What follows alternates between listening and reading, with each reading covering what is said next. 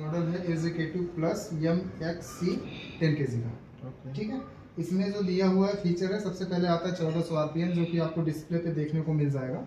और इसमें क्या होता है कि मशीन जो है 1400 में वर्क करती है, यानी सिर्फ स्पिनिंग मोड में। टम्बलिंग में क्या होता है, क्लॉकवाइज और एंटी क्लॉकवाइज चलता है दोनों साइड पे। वो क्या होता है, कपड़े वॉश करने के लिए यूज होता है, रिंस में और वॉश में।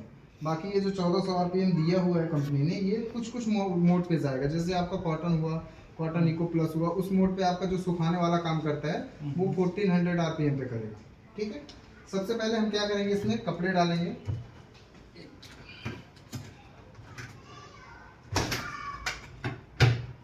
ठीक है, सबसे पहले कपड़े डालने हैं। कपड़े आपको एक एक करके ऐड करना है। कॉइन, चाबी, ये सब चेक करके ऐड करना है। अगर कॉइन वगैरह से इंटरनल डैमेज होता है तो वारंटी में इंक्लूड नहीं होता है। 99% है कि कॉइन या चाबी से जो है वो होता नहीं है, निकल